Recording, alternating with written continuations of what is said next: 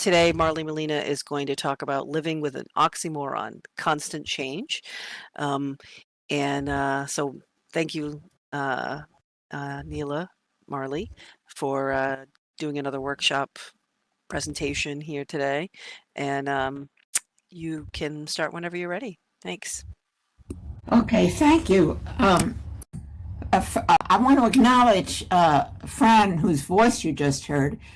He's my tech guy and my friend for the past, I don't know, 15 years probably. He's been helping me with all kinds of tech things. I'm a non-techie, so this is not going to be a tech presentation today. Hello, dear nonprofit commons people.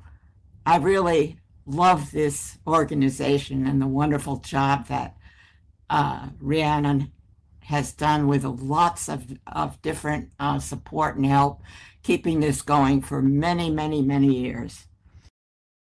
Many of us have stories about changes we've gone through in our complicated lives. We also live in a world where everything is in flux, and we often cannot predict what will happen.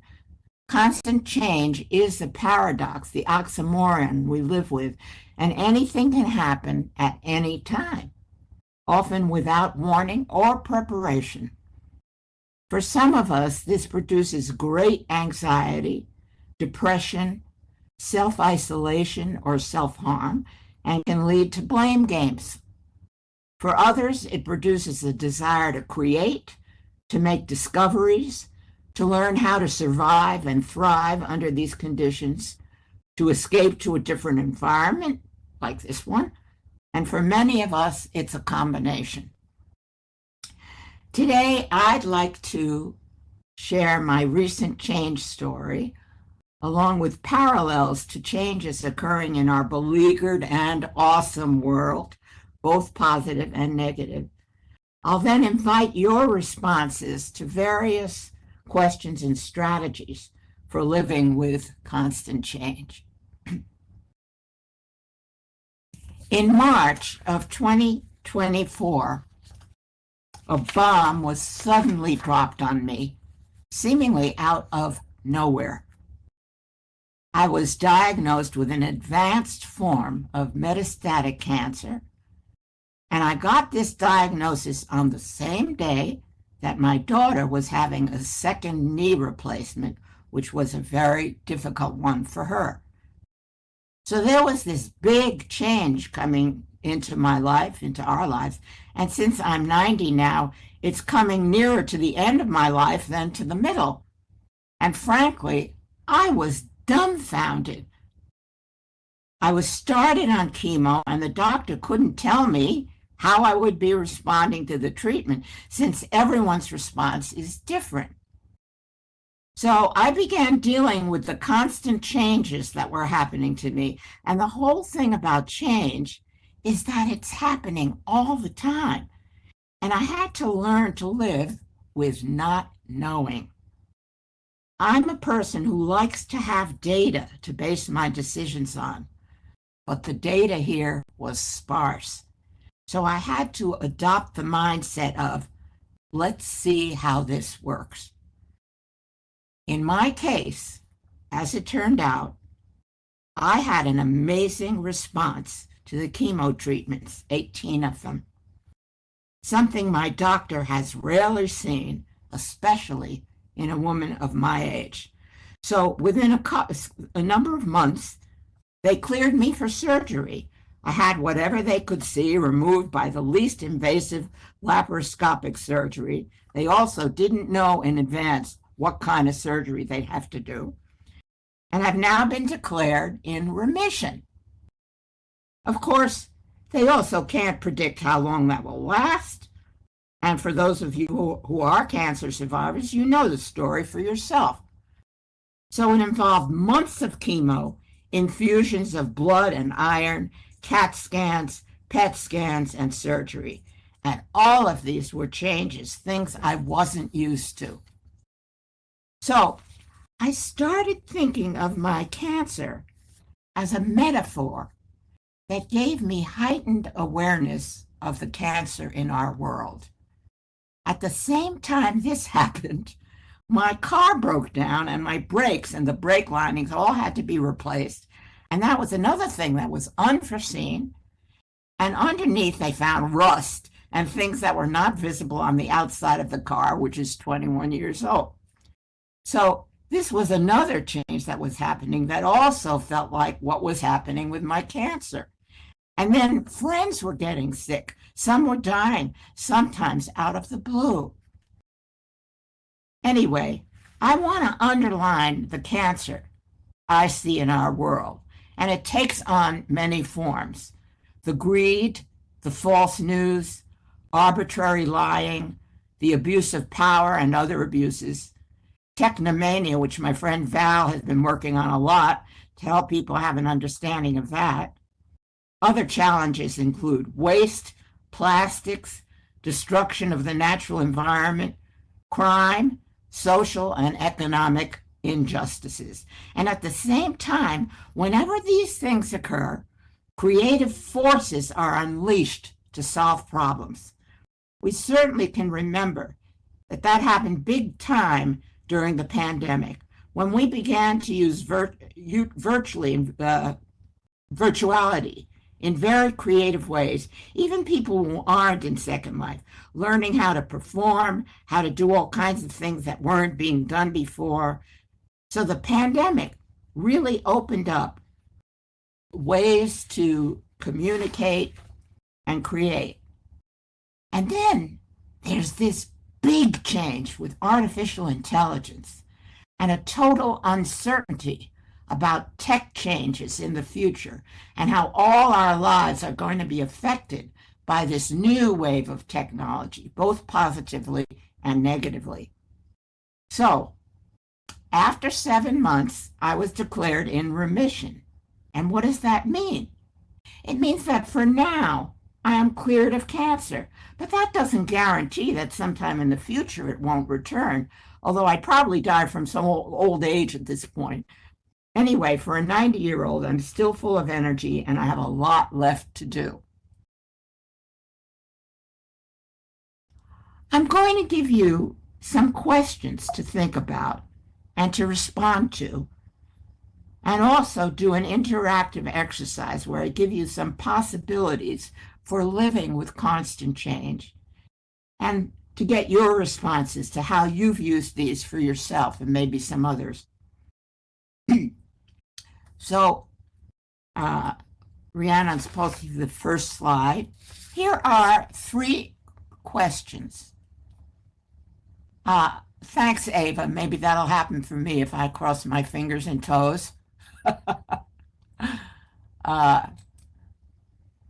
Take a minute to just ponder these questions. And I'd like you to invite you to do a little sharing in the chat. You don't necessarily need to respond to every question, but just what jumps out at you. And please give brief responses. It's really any of the questions. You can respond to any one of them. And I'm going to talk a little about question number 2 while you're thinking and responding. I want to give you an example of an opportunity that presented itself to me that I responded to and created a change in an organization. I worked for years at a place called the Rowe Conference Center, which is one of 3 big Unitarian learning centers in Massachusetts. They give all kinds of fabulous workshops, of all descriptions. And I worked there and did staff development and so on. And I got a fundraising letter that they sent out because they wanted to enhance their campus. And I got this idea, this was fairly recently. Instead of sending them money, I would offer to do a program for them online because they were developing online ways of people doing programs who couldn't come to the place physically. And that instead of a 50-50 split, I would give them 80% and only take 20. They loved the idea. And it gave them a whole new way of doing a fundraising with people who might be able to do programs. And so I'm going to be doing one on March 8th called Aging as a Creative Process. And it's a win-win-win. It's a win for me, it's a win for them, it's a win for the organization. So that change is something that I had some control over, something I could do something about. And I know that many of you have responded to things that come your way or new ideas that you have, and have created all kinds of things in this world and in the physical world that possibly didn't exist before. You've created changes. So I want to look and see what you're writing here. I like to build community. The pandemic presented a social void. Yes. And Buffy said she can answer number one, but I don't see your answer yet. Let's see. I'm trying to. Lyr says, to support my creativity, I made a few changes. I sleep more, take care of my health, and accept the fact that I cannot do everything, although that last one is hard. That is hard for you, Livy. Ava says, I can donate any small amount I can to help support the organizations that are helping on the ground in so many ways. I can create art that then I offer for sale, and I donate from that to as many as I can on my list. You know, the art center where I take classes, Ava, they ask artists to donate the stuff they've made that they don't want to keep around anymore. And then they sell those things for $40 a piece, and they raise funds that way. What a creative idea for fundraising. It's terrific. Idiko says, Stealth and I are hoping that creating a how-to run for local office program will help make a positive change. What a terrific idea. I'm going backwards here because I didn't know where this started. Stealth also said, bike share, a development of a farmer's market, gleaning program, development of a food hub, getting support for a community garden. Oh, wonderful, wonderful ideas. Buffy says, I try to keep away from the negativity in the news or in people and respond with a positive answer. Yes, yes, yes, yes. All right, now I'll go down back to where we are now. Let's see. And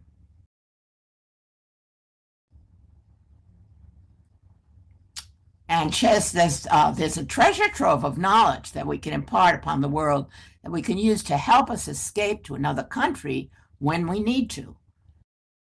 And then, yes, and I has done a lot of creative stuff in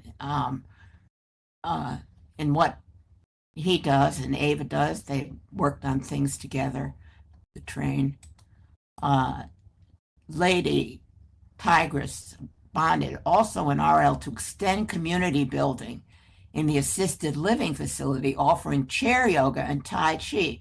Very positive. All right, let's go to the last question, which is the hard question. Things you might like to control, but which are out of your control. You need to be just as conscious about that as about the changes that you can bring about. Okay, so let's say a little bit about that. In our world, there are a lot of things that you may not be able to have a direct impact on, but you can do all the things that you mentioned and more for bringing positive change about yourself. Eclectic saying Turtle Park greenhouse and gardens and growing free food for community up. The cruelty of others. All right, I'm asking you to respond and be conscious about that third question. Yes, you can't do anything about other people's changing cruel people to non-cruel people unless you pay attention to how you behave and you don't take on that cruelty yourself in response.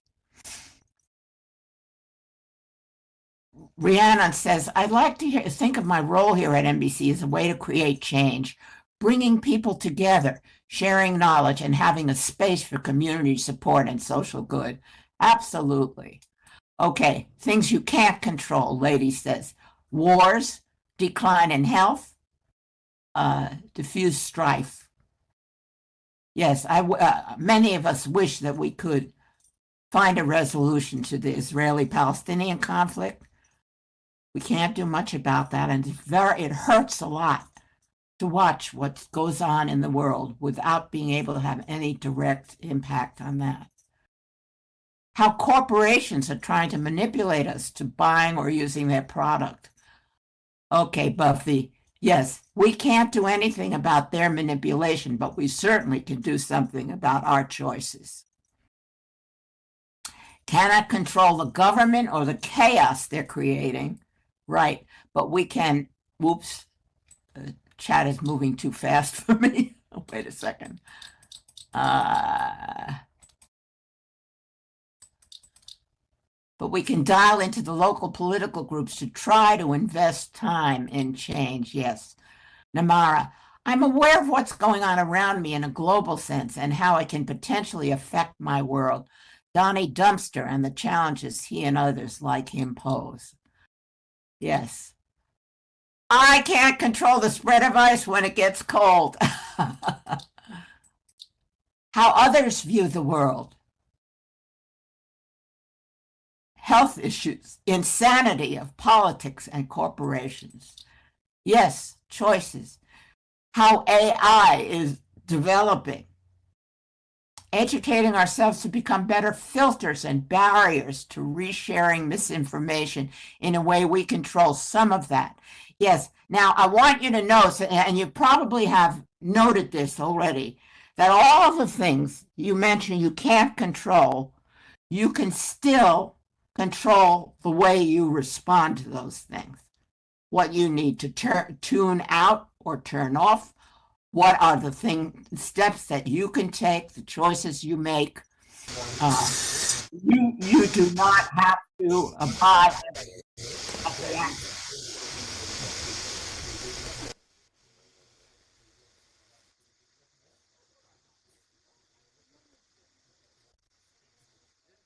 Emil, your mic is open. Emiluk.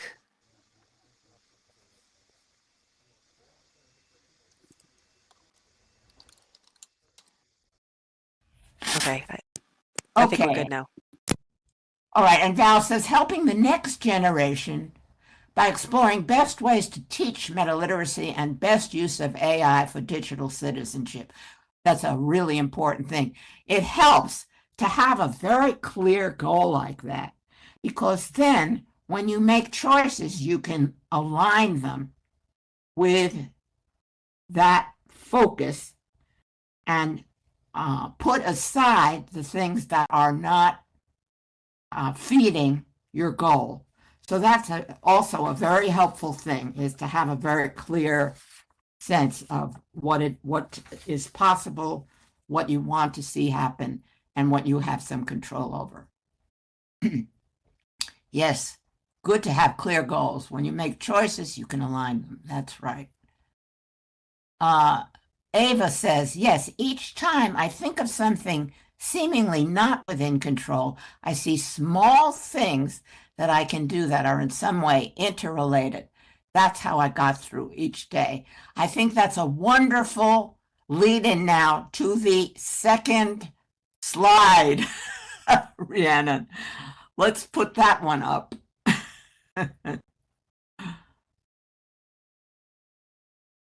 So I made up a list of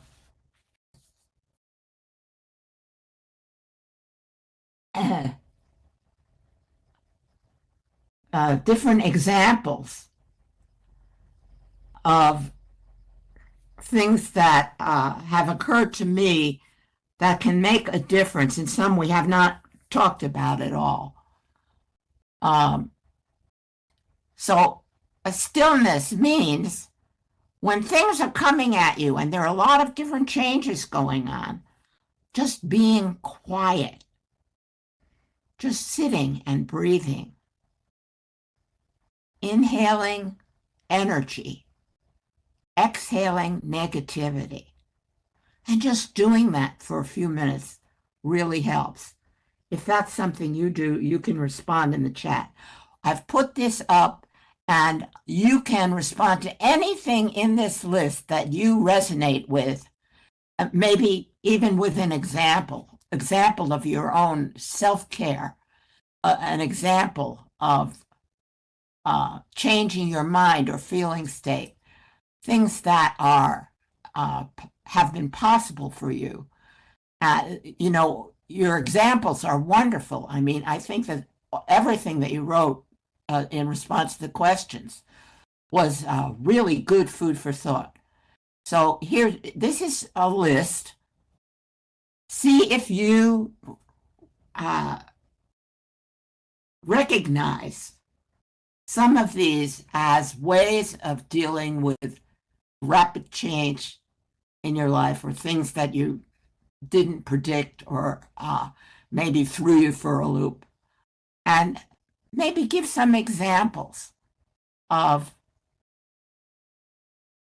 one or more of these that you have used to deal with change. Take your time. Rhiannon, I found that simple breathing exercise of breathe in positive, breathe out the bad was very powerful during some tougher life transition change points in my life. Yes, I recommend that for anybody and everybody. You know, when I was getting the news from all sides from my doctors, that was really a lifesaver for me, to just be still and breathe. I did that on the corner of 42nd and 8th by Port Authority in New York City, absorbing as much energy as possible before catching my bus back to the Twilight Zone. Itaco, I studied martial arts to help me deal with change and the resulting stress. Wonderful, we can add that to the list. Yes, because that moves the energy in your body, right? Itaco, I'm not sure I'm saying your name right, but it dislodges anything that may be stuck. Stealth says, I definitely use humor to deal with the changes in my brain. I often forget certain words, and the misspeaks can be really funny and even spark creativity. Oh, Stealth, that's a wonderful one. Yes, I'll call it serendipity, right, Stealth? Things that you didn't intend but are there, and they give you new ideas. Beth, I think I thought that was the Twilight Zone, yeah. A kinesthetic connection to your body.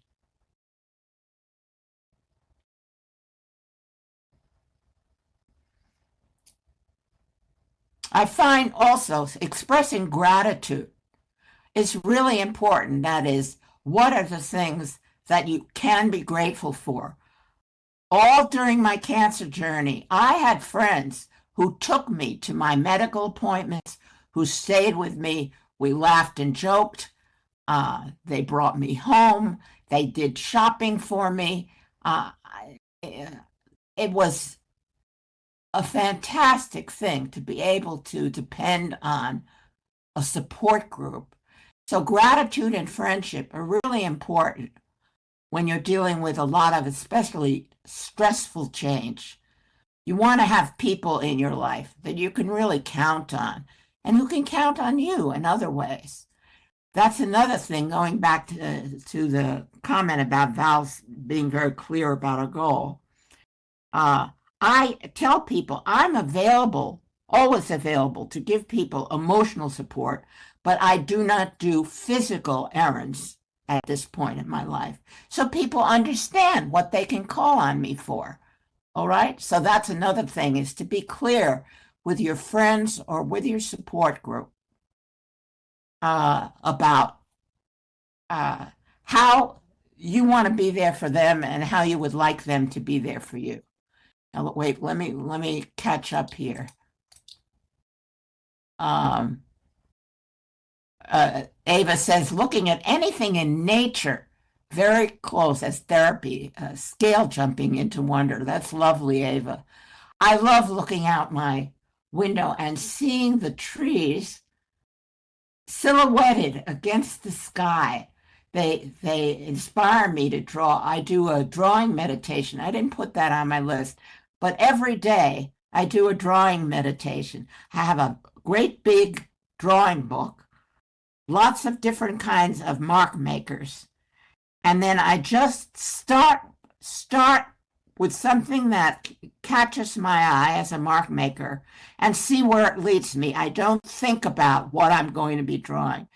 And so this whole book is just filled with all of these creative surges, which help me also with dealing with any kind of turmoil in my life.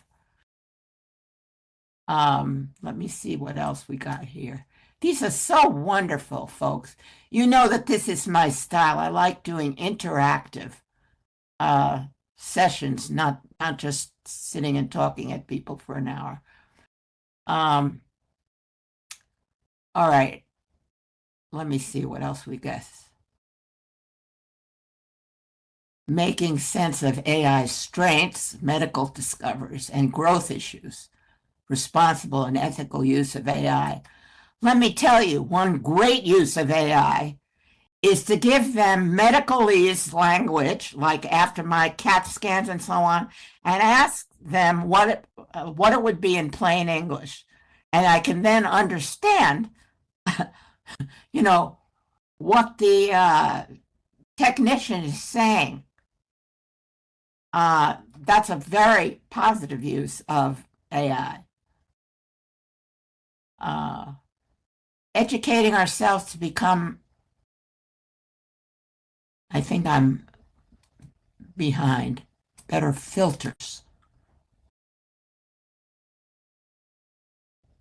Namar says in real life, we're working with community emergency teams on preparedness, resilience, and the power of community connections. Excellent.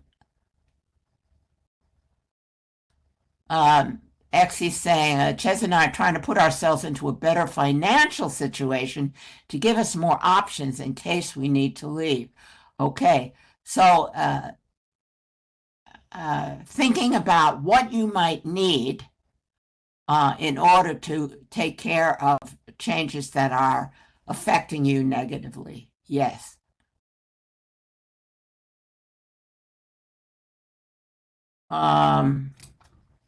Ava says, recently went to an intergenerational gathering at a community space where we all used watercolors separately, yet while together, to try to visualize building empowering myths for ourselves, moving through challenges. Lovely. There are lots of art things. I mean, that's what I'm going to be doing at that rope thing, Aging as a Creative Process. Contemplating aging and all the changes that come with it, and then what wants to come out on papers with drawings. Yes, we are not separate, but the same, connected by our challenges. Beth says, I've become my hubby's caregiver as he went through surgery and recovery last week for eye cancer. Oh, my dear. So sorry. I'm allowing myself to stay in my pajamas and order in food for us to conserve my energy. Yeah, that's a very important point, Beth, that you're making about conserving energy. That is to really determine what is going to put you in the best possible circumstances for dealing with whatever changes are taking place. And to not waste your energy on things that are not important. Yes, laughing together. Being grounded and doing the best we can with what we have is most important. It helps us move forward in dealing with change. One thing we do, we create natural sculptures in our yard and watch them change over the seasons. Great for centering and feeling connected. Yes, Namar, and also for seeing change as a real thing that happens over time. That's great.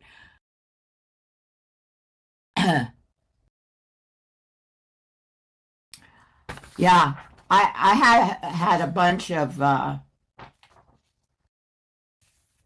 personal strategies that I'm going to share now. And I guess Rhiannon is jumping the gun for me. Here's some of my favorite personal strategies: making drawings, playing music, reading books and watching movies, having friendship support systems, being in nature, taking pleasure in small things like a cup of tea and a square of dark chocolate, staying in touch with friends and family on Zoom, teaching, playing, and learning in Second Life. Like doing this gives me a lot of energy. Doing what I love, doing nothing, asking what I can learn from a circumstance, celebrating important milestones. And I just did that for my 90th birthday. I had 3 parties, one in here on Saturday the 18th, and 2 on my actual birthday, the 19th, one in a physical space and another one on Zoom. Fantastic. So and it was recorded. So now I have that, and anytime I need to go back to seeing my friends all together and so on, I can do that. And that definitely helps me if I'm having a bad day, you know. Fantastic. Yes, fantastic. Love that word. 3 parties. Yeah, think about like an anniversary day that's coming up for you. It may be a birthday, it may be an actual anniversary, of being with a partner. It may be a celebration of a project, and think about some special way, a memorable way that you can celebrate that and record it so it stays put, but that's another way to create something when you want to feel that creative part of you responding to an important circumstance in your life. Ava says, reading anything Thich Nhat Hanh. I so agree, Namar, to what you mentioned in your tip. He helps me so much. Just started No Mud, No Lotus, and I think of that metaphor so much. Yeah, my daughter gave me a book of spiritual readings for every day of the year.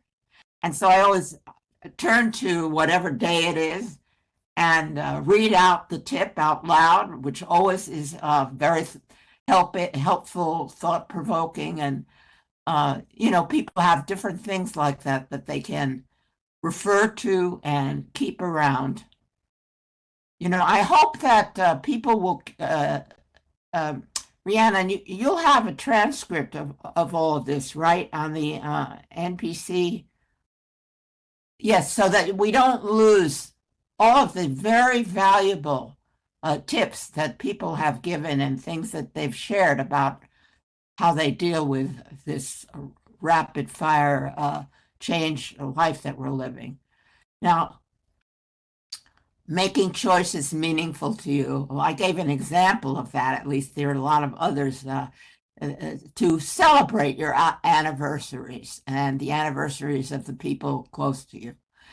Letting go. I'd like you to think about that one too.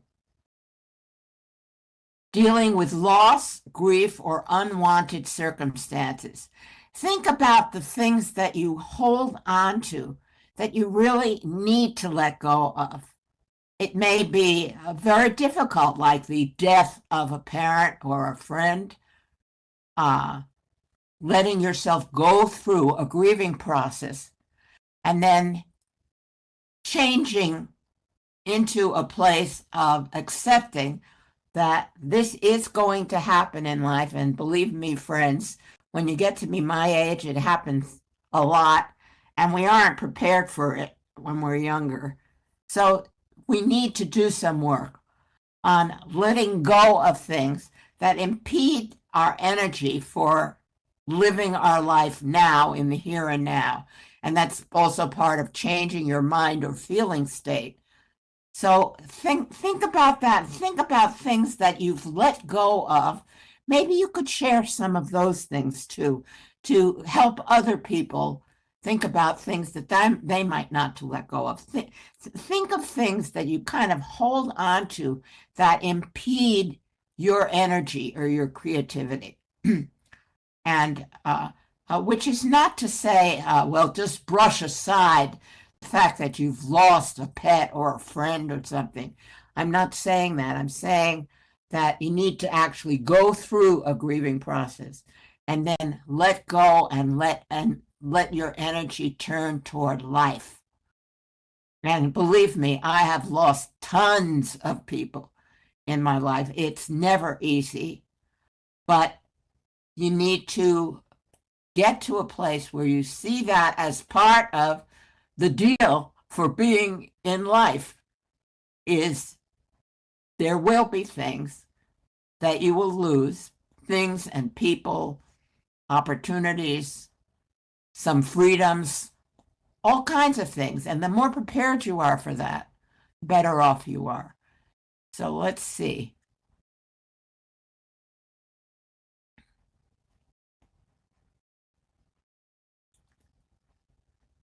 Lady says, I celebrate my mom's birthday with her favorite meal. That's lovely. Okay, we're still back on.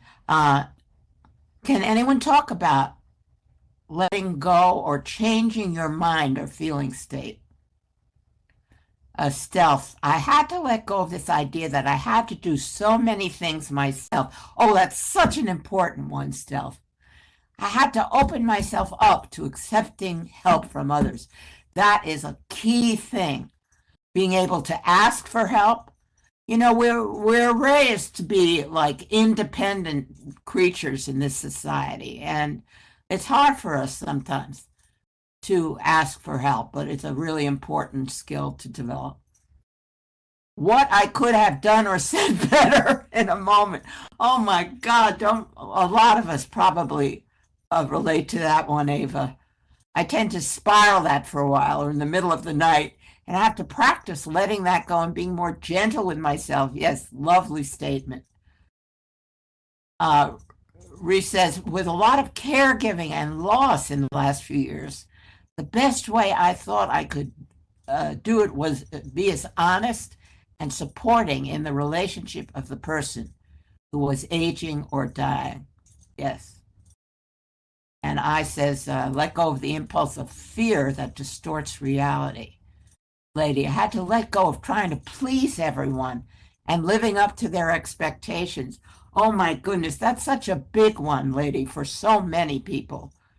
And I'm sure that people here can relate to many of these that are being put here. Think again of what you need to let go of. You know, part of it also is being able to change your habits. You know, for instance, from being someone who has to clean their house all the time to somebody who does it much less often and puts their energy in other things. Or you know, the way Beth was saying, she's staying in her pajamas, you know. Why not?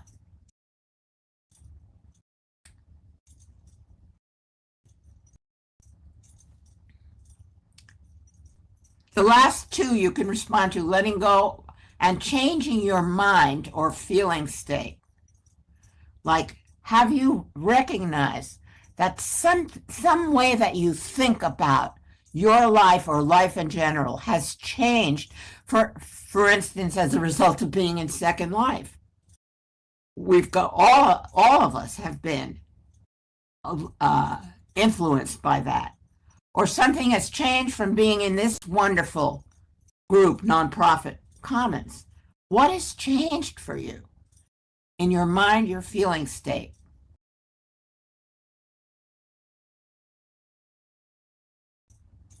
See if you can be, explicit about that, because that actually helps you when you need to deal with something that's more difficult, and it gives you some clue to how you did it for whatever that is.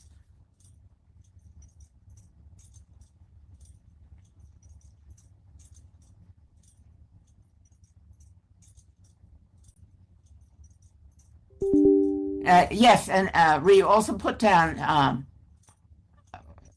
maybe how Second Life has created changes in the way people view their reality or view what's possible for them. I'm thinking of the gal who was my mentor when I first came in. She started making jewelry in here, something she'd never done in her regular life, because she assumed that it was something she couldn't do. But in here, with the technology, she was able to do it. And she created some beautiful things. So how has your belief system changed as a result of either being in Second Life or in your regular life? I'd love to have more examples of that.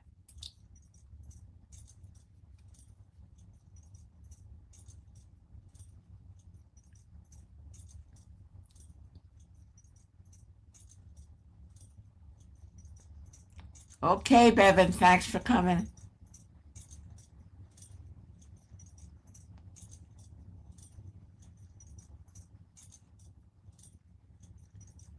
What is that? Is that validation?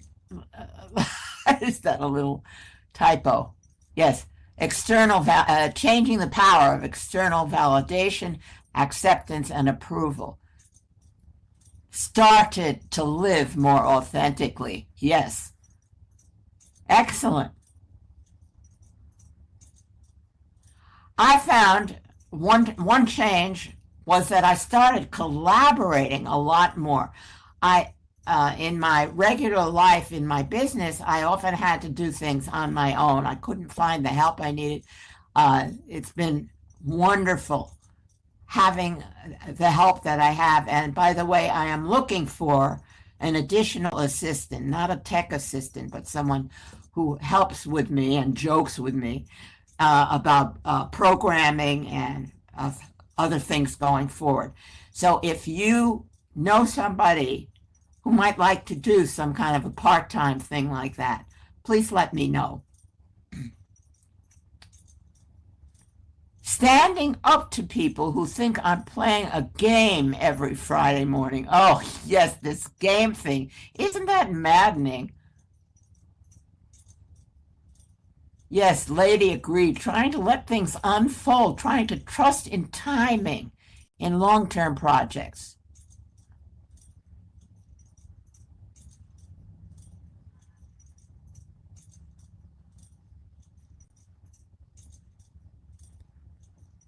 Try it, then talk to me. Yes, Buffy.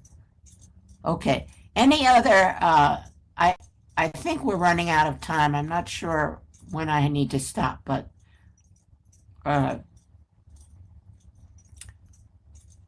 so what I'd like to do is now just have a general, any comments, questions, or statements people want to make about this session as closure, not opening up new things.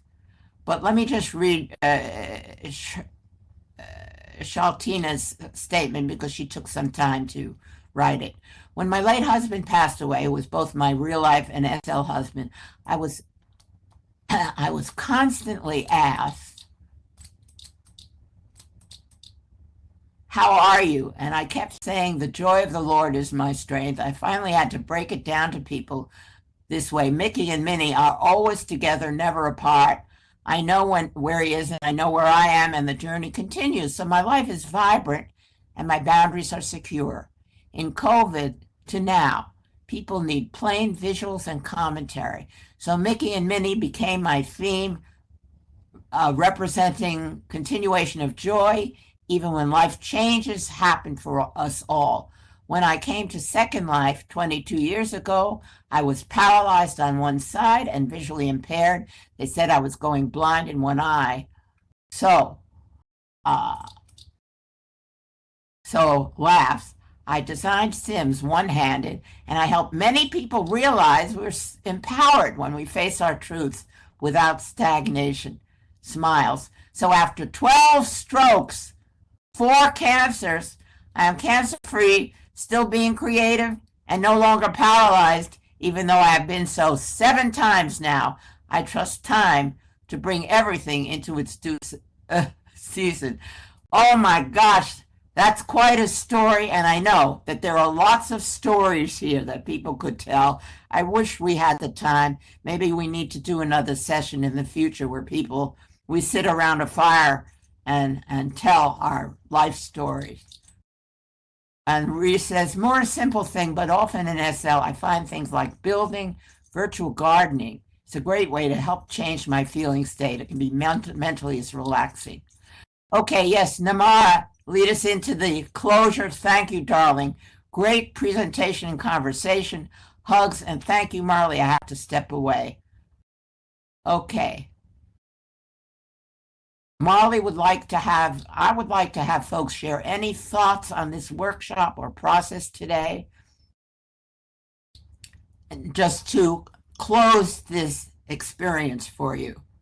Don't open up new conversations, please. Wonderful. I'm impressed by the energy you bring to so many and your projects. Yes, Charltina, thank you for acknowledging her story. Beautiful session, Marley. Thank you. 90 years.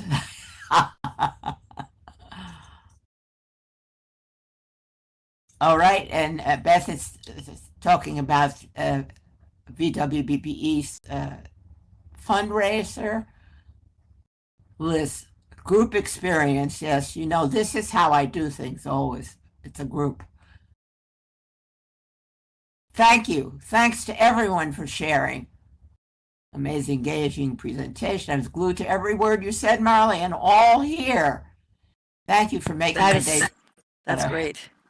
I think that's a testament too, because I think sometimes people can multitask in Second Life in presentations or things. So I think that idea of complete presence here is a great thing. That is very flattering, and I also want to say that every single thing that you shared was equally valuable, and I'm glad that we have a record of the transcript.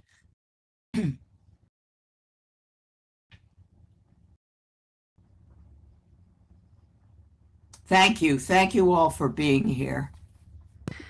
And thank you, Marley. You know, I'm